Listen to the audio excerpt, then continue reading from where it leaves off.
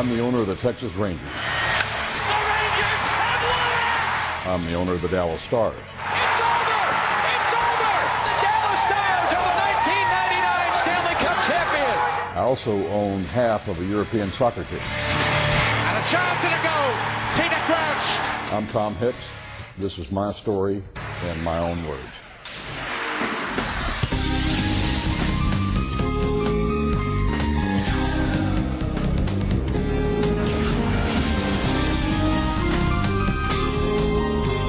I try to have lunch once a year, and we talk about, the NBA versus the NHL and MLB and stuff, and our frustrations or our affections for our respective commissioners.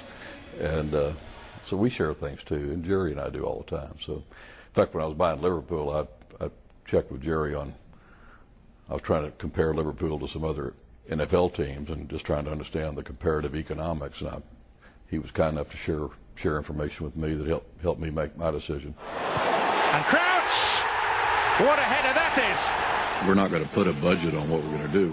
We're going to let Rafa and Rick bring us their plans, and then we'll support those plans. Liverpool is a great economic model. People are worried that I might take money away from the Rangers to go to Liverpool, and it's just the reverse. Liverpool's going to throw off lots of extra money if I choose to. I could use for the Rangers or the Stars, but I can't win, and I've just got to pick the right people. And if they're not the right people, I got to make those changes. My comment was there's just a difference between American fans and UK, and specifically Liverpool football fans. They're on a different planet, but God bless them. They're proud of it, and they had 40,000 of them showed up in Athens. Only 17,000 were allocated tickets, and I heard about 20,000 of them across from my hotel in a park where they lived from probably about 10 a.m. to about 3 in the morning every night, and they had a great time. They were singing and chanting, and I heard something like 2 million cans of beer were consumed. I don't know if that's true.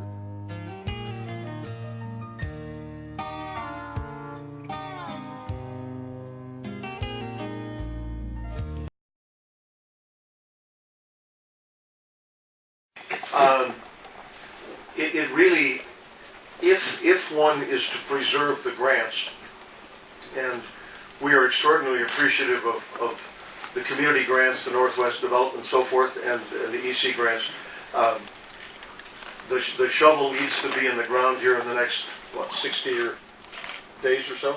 Yeah, more or less, yeah. And we would intend to follow that, and I think you'll see the beginning of a great big swimming pool being dug out in Stanley Park here relatively soon. We are fully supportive of the Stanley Park development plan and of the building of a facility that we hope will be the greatest facility in this sport. And one of the reasons for that is that Tom and I operate some of the most successful buildings in the world, independent of the sports teams. And we do work hard on the design, the development, and making sure the quality of the fan experience is unparalleled. Because that's really what this is all about. If the naming rights are worth one great player a year in transfer spending, we will certainly look at that as a serious option. This club is not far from being the greatest club in the world. And we spent a wonderful better part of an hour with Rafa today, and he's given us a very frank assessment. And he is very proud of the players that are here now. We're not very far from being truly a dominant type side. And if the naming rights, which is a new revenue stream, is something that Rick feels is important to the club's future, then we will certainly look at that. We are making plans to move forward with the stadium as quickly as we can. We need all the revenues we could possibly find to compete with Manchester and Chelsea and others.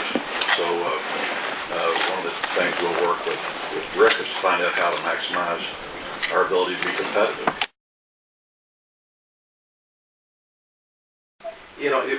was ascribed to me, so let me answer that if I may, Tom. Let me look all of you in the eye. I don't know where stories get started. Obviously, someone said something to someone who wrote the story first, and then others picked up on it and wrote it. And that story was transferred time and again as if it was fact. In fact, I read this morning, again, that I had changed my mind. Well, I just want to look everybody in the eye, and anyone from the management of Everton. If anyone from Everton has ever seen George Gillett before, if anyone from Everton has ever talked to George Gillett, please let me know, because it was my identical evil twin. We have not had any conversations with anyone from Everton. We have not engaged anyone to act as an intermediary. I want to be really clear. There was never any way that we tried to communicate this with Everton. And anyone who says that they talked, have them come talk to me, because that conversation did not take place. Let me say it secondly. The first time I met Rick Perry,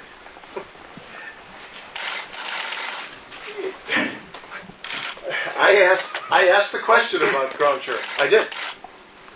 And Rick looked at me and he said, "George, let me make something very clear. If that question is ever asked again of me, in any way seriously, you have my resignation."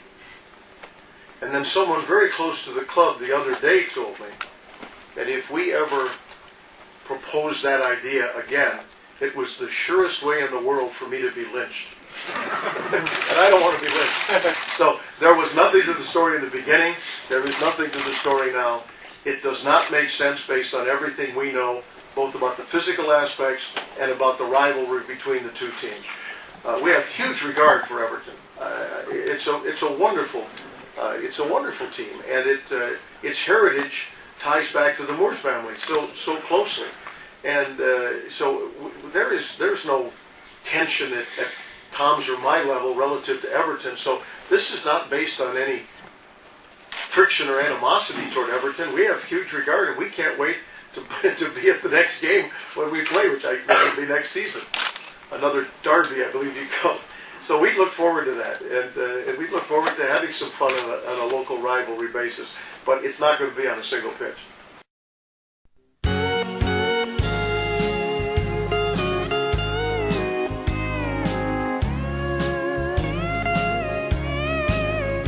Would you look at what came down the road today?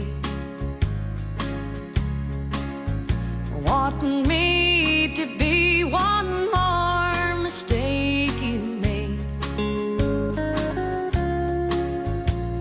A bridge to burn to get to someone new. Hey, pass me by if you're only passing through. Well, you sure look like the traveling kind to me. Don't stop, this ain't where